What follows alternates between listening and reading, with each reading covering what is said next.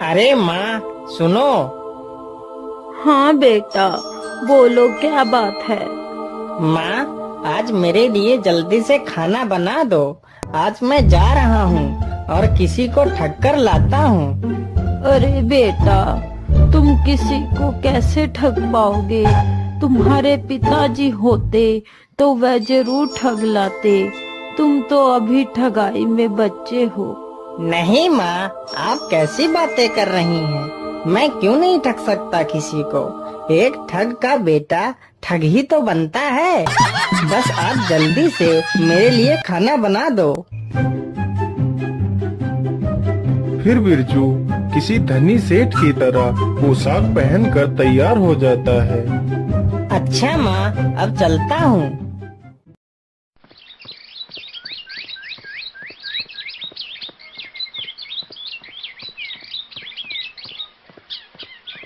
बिरजू चलते चलते एक गांव के नजदीक पहुंचता है।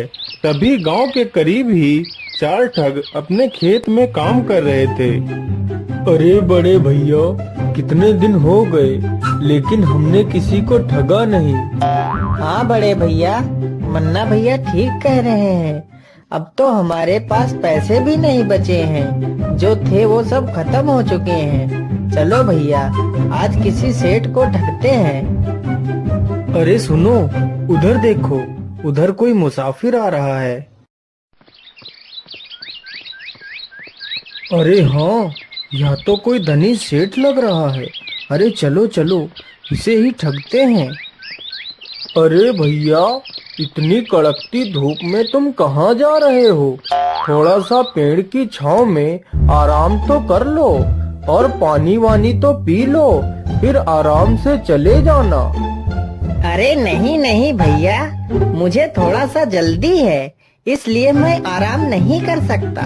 वापसी में आते हुए मैं आपके पास जरूर रुकूंगा। अरे सेठ जी, कैसी बातें कर रहे हैं? काम तो पूरे जीवन करना है।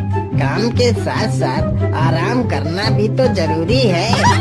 चलो अच्छी बात है, आप लोग नहीं मान रहे हो तो थोड़ा सा रुक ही जाता हूँ। जिस मुसाफिर को वह चारों ठग सेठ समझ रहे थे, वह तो खुद एक ठग था।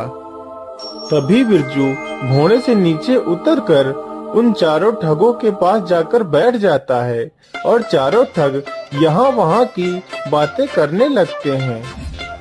अरे सेठ जी, मैं आपसे एक बात कहना चाहता हूँ। अरे बोलिए भैया, बोलिए। आप क्या कहना चाहते हैं? सेठ जी, बात को बताने से पहले मेरी एक शर्त है। बोलिए भैया, आपकी क्या शर्त है? मैं आपकी शर्त मानने को तैयार हूँ, बोलिए। सेठ जी, मेरी शर्त यही है कि अगर आप मेरी बात को सच मानोगे तो कोई बात नहीं। अगर आप मेरी बात को झूठा मानोगे तो आपको 1000 रुपए देने पड़ेंगे। ठीक है भैया, मैं तुम्हारी शर्त से सहमत हूँ। अब बताओ, तुम क्या कहना चाहते हो? सेठ जी, बात यह है कि एक बार मैं अपनी भैंस चरा रहा था और हमारे खेत में गेहूं की फसल खड़ी थी। तभी मेरी भैंस गेहूं के खेत में घुस गई और पता नहीं खेत में कहीं खो गई। हमने पूरा खेत ढूंढ लिया लेकिन भैंस कहीं नहीं मिली। फिर हमने पूरी फसल कटवा दी, भैंस फिर भी नहीं मिली। फिर मैंने उसी फसल के गेहूं चक्की में पिसवाए लेकिन भैंस फिर भी नहीं मिली। और हद तो तब हो गई जब मैंने उसी आटे की रोटी बनवाई और जैसे ही मैंने रोटी का पहला टुकड़ा तोड़ा तभी भैंस की पूंछ मेरे हाथ में आ गई। तो मैंने भैंस की पूंछ पकड़ के उसे बाहर खींचा, तब मेरी जान में जान आई। लेकिन भैया, आज तक मैंने यह बात जिससे भी बताई है उसने मेरी बात को झूठा ही बताया है। अब तुम ही बताओ, यह बात झूठी है या सच्ची है? अरे यह तो मुझे ठगना चाहता है, लेकिन बच्चू, मैं भी ठग का बेटा हूँ। अरे हाँ भैया, कभी कभी ऐसी घटनाएं हो जाती हैं, सबके साथ हो जाती हैं। हमारे साथ खुद कई बार ऐसी घटनाएं हो गई हैं। मैं तुम्हें क्या बताऊं, आज ही हमारे साथ ऐसी घटना हो गई। अरे सेठ जी, आपके साथ ऐसी क्या घटना हो गई? अरे नहीं भैया, मैं भी अपनी बात ऐसे नहीं बताऊंगा। मेरी भी एक शर्त है। बोलिए सेठ जी, आपकी क्या शर्त है? हम आपकी शर्त मानने के लिए तैयार हैं। अरे भैया, शर्त वही है, अगर तुम लोग मेरी बात को झूठा मानोगे तो तुम चारों को 1,000 रुपए देने पड़ेंगे, और अगर सच मानोगे तो कोई बात नहीं। हाँ हाँ ठीक है, हमें तुम्हारी शर्त मंजूर है। बताओ क्या बात थी? अरे भैया, क्या बताऊं, आज जब मैं तैयार होकर सुबह काम के लिए निकलने वाला था, तभी मेरी सेठानी जी ने कुछ सुंदर पकवान बनाए थे और वो कह रही थी कि पकवान खाकर ही जाना। लेकिन मुझे काम की ज्यादा जल्दी थी तो मैं पकवान खाए बिना ही आ गया।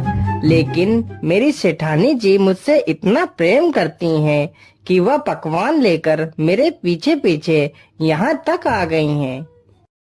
लेकिन सेठ जी, आपकी सेठानी जी तो कहीं नजर नहीं आ रही हैं।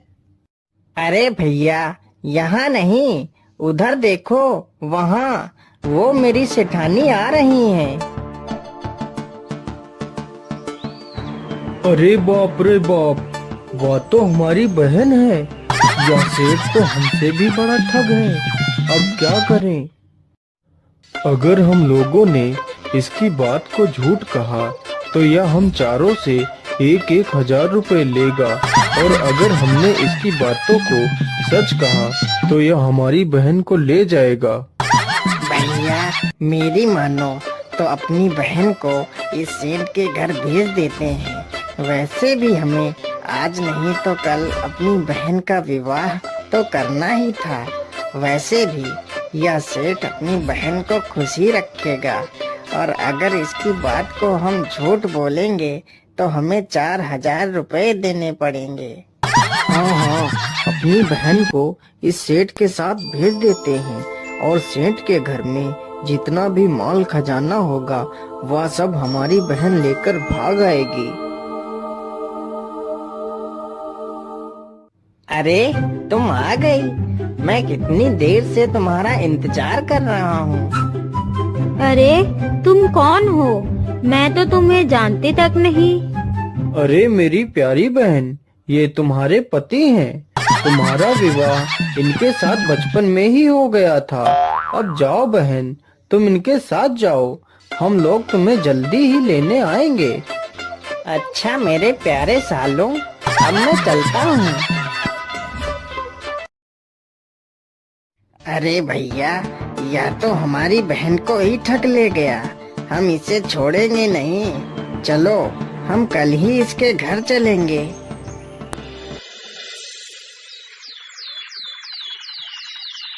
अगले ही दिन चारों ठग अपनी बहन को लेने के लिए चल देते हैं।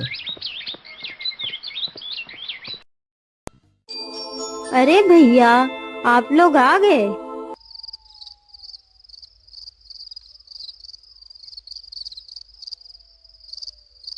फिर बिरजू उन सब की खूब मेहमान नवाजी करता है। अरे बड़े भैया, जल्दी से उठो, सभी लोग सो गए हैं। चलो, हम लोग इस सेठ को रस्सी से पलंग में बांधकर इसे नदी में फेंक देते हैं, और इसके घर का सारा सामान लेकर और अपनी बहन को लेकर अपने घर वापस चले जाएंगे। फिर चारों ठगों ने उस बिरजू को सोते हुए ही पलंग में बांध दिया और रात में ही उसे लेकर निकल पड़ते हैं।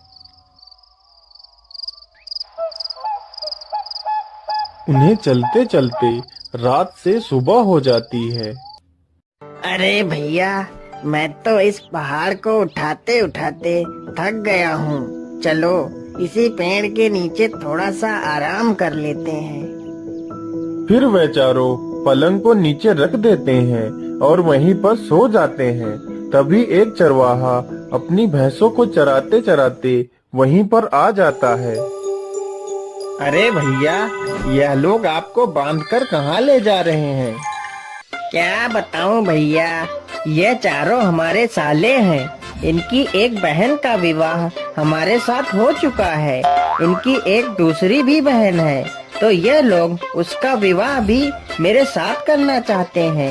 ये कहते हैं कि इन्हें कहीं लड़का नहीं मिल रहा है। मेरे लाख मना करने के बावजूद भी यह लोग नहीं मान रहे और मुझे बांध कर ले जा रहे हैं। तो भैया क्यों ना इनकी दूसरी बहन का विवाह मेरे साथ करवा दो।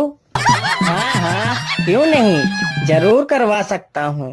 पहले जल्दी से मुझे इस रस्सी से खोल दो और मेरी जगह तुम चुपचाप होकर लेट जाओ। मैं तुम्हें रस्सी से बांध देता हूँ। बिरजू जल्दी से उस चरवाहे को पलंग में बांधकर वहीं पेड़ के पीछे छिप जाता है। अरे मुन्ना उठो और देखो सूरज निकल आया है, जल्दी चलो।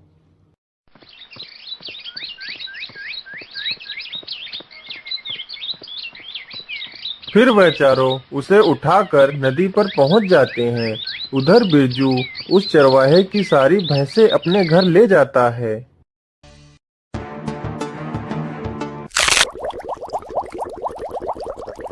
चलो भैया, इस ठग से हमें छुटकारा मिल गया। अरे ये क्या, यह ठग तो यहीं बैठा है। अरे जीजा जी, तुम यहाँ पर कैसे? और इतनी सारी भैंस तुम कहाँ से ले आए हो? अरे ये मत पूछो, तुम लोगों ने हमारे साथ बहुत अन्याय किया है। तुम लोगों ने मुझे नदी के किनारे ही फेंक दिया था। अगर थोड़ा सा और आगे गहरे पानी में फेंकते तो इससे भी ज्यादा अच्छी अच्छी भैंस पकड़ कर ले आता। अब क्या करूं? तुम लोगों ने मुझे किनारे ही फेंक दिया तो यही मिली है भैंस। अरे जीजा जी क्या बात कर रहे हो? चलो जीजा जी, मुझे भी कुछ पैसे दिला दो। हाँ जीजा जी, मुझे भी भैंसे चाहिए, चलो जल्दी। अच्छा, तो तुम लोगों को भी भैंसे चाहिए, तो चलो मेरे साथ। मैं जहाँ बोलूँ तुम लोग वहीं कूद जाना और अच्छी अच्छी भैंस पकड़ कर ले आना। बिरजू उन चारों ठगों को नदी की गहरी धारा के सामने ले जाता है। अरे सुनो, तुम लोग जल्दी से इस जगह पर कूद जाओ, नहीं तो लोग तुमसे पहले ही सारी भैंसें लूट ले जाएंगे। चारों ठग बिना देर किए हुए नदी की बीच धारा में छलांग लगा देते हैं और उसी में डूबकर मर जाते हैं। फिर बिरजू अपने घर वापस चला जाता है।